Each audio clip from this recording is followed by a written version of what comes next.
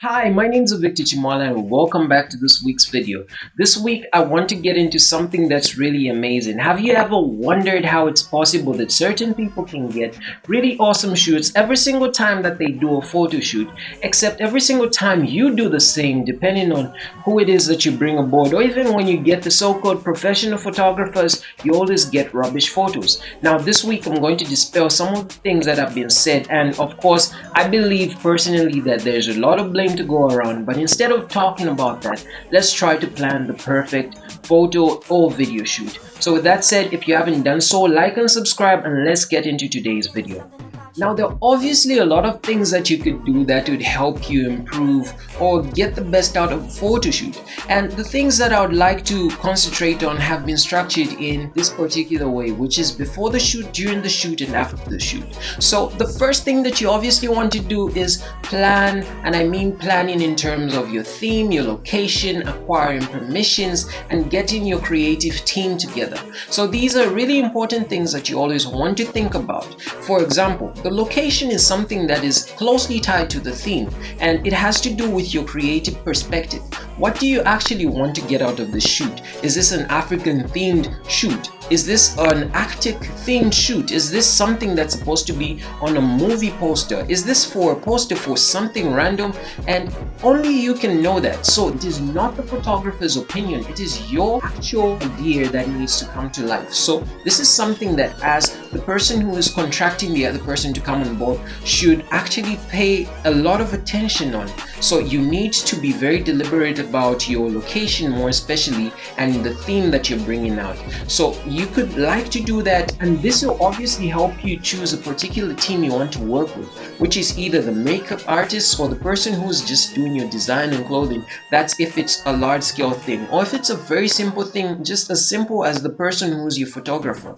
So obviously you would have gotten a chance to go through their portfolio and find out what it is that they have been able to shoot in the past, and that is going to obviously make you choose to say that this is the particular photographer that I would like to achieve this particular theme.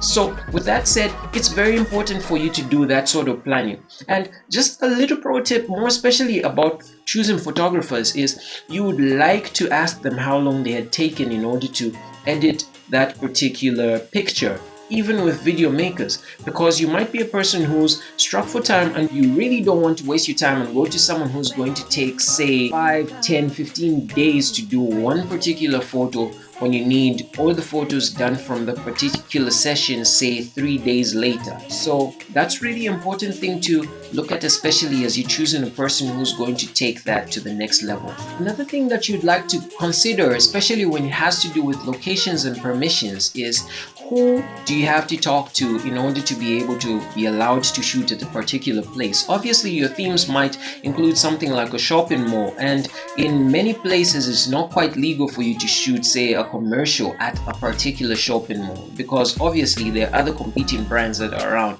and it's just a little complicated. So you'd like to know who to talk to, and by talking to that manager, that will give you the permission obviously to go into the space, and it will give you the confidence to do whatever it is that you need to do in order to achieve that particular vision of yours. So getting the number of the person who's in charge is always a big plus. And in case they actually want to get paid for giving you that particular location, you might also want to leverage service trade, which is if you're a huge advertising company, or if you're a company that's out there all over, you just like to let them know that you are going to publish this to a lot of people, and it's in their best interest for you as a giant brand to be able to sell them out there. So obviously you're going to accredit them and say, oh, these were the people who actually helped. And so that's obviously another tip that can help you get free locations depending on what it is that you're shooting. So now moving forward to the second part, which is during the shoot. Now the shoot is obviously something that you have planned for at this particular moment. You have your creative team, everyone has been set up, and the location is just perfect. But what else can you do at the shoot that can make you get the best out of this? And I know someone is talking about poses, obviously, but before going to poses, there is something that you obviously want to bring to your shoot that would just amp up your energy levels, and this is obviously a music boombox. Just bring your music to the shoot. Your music is going to allow you to be free around everyone there, and it's going to make the photographer or the video maker to be able to understand how it is that you're feeling in a particular moment based on the mood of song that you're playing. It will give everyone energy, it will allow people to continuously do the thing, and even after 5 hours have passed, people will obviously feel so energized. So bring your music to the shoot, let people be able to choose songs and just have fun and enjoy. Interact also with the photographer or video maker so that they can get to know more about you, because the more they know about the person who they are shooting, the more they can personalize the project, and therefore the more they'll give to it. Now obviously this means there are a few things that you want to avoid, which is arguing on a shoot, and this just has to do with in general. Do not argue with people on phones. If you're having a business call, kindly ask to leave the room, take your business call and come back, so that whatever is going on outside that particular shoot does not come into that shoot and ruin the entire mood for everyone, and therefore ruin your shoot.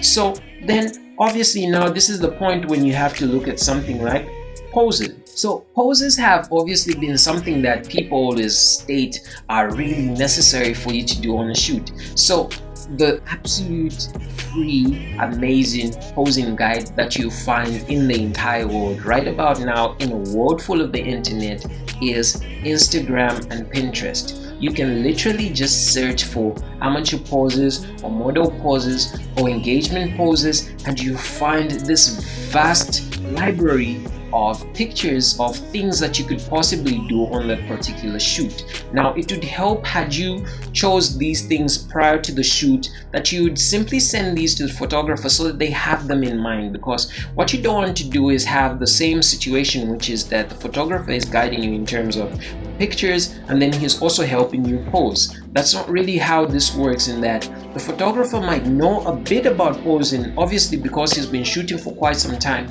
but he's also not the absolute professional at this. So with the posing guide, you would also want to do this a bit before the shoot, say a day before or two, or just a couple of hours, and go before a mirror and just try to practice your poses. So your poses are really important, and if you have a couple of poses that you have in that particular moment, is going to help you so much in order to get the most out of this, because it's going to allow the photographer to maybe bring a few poses before you, and then it will allow that flow to consistently move without actually affecting the entire shoot. So then the final part obviously of this is after the shoot. You need to talk to the photographer or video maker in order to now later on give those few details that you need to give them about the shoot. So if your theme was African, just kindly highlight to them to say that what you wanted were a couple of African colors, by maybe sending them a couple of samples from what it is that you have seen, because most often you find that the things that we're asking people to shoot of us are things that we've seen out there.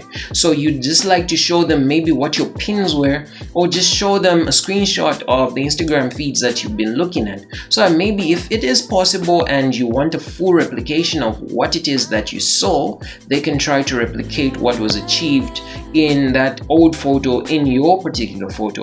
Or if that's not what you're looking at, maybe just get more engaged in how it is that they're doing the editing process, so that you can find out more about what it is that they're planning on doing. And this is going to give you another tip, which is before you actually sign your contracts, let's ask for a particular thing which is called a revision clause. Now this revision clause allows you to have, say, maybe a maximum of 2 revisions of whatever was edited, so that you're able to still go back to the book, and in case you didn't like the edits, you could just say, okay, I'm highlighting to say that could you just change the colors this little bit. And this works a little more if you're doing things that are corporate. So corporate shoots are always something that require revisions, more especially if the vision wasn't actually shared perfectly. So the revision clause allows you the ability to be able to correct things afterwards that were not well communicated to begin with. And if you're not doing contracts, please, I advise you do contracts. They'll help you so much. Now let's get talking in the comment section below. And with that said, thank you so much and see you next week. Peace out and God bless.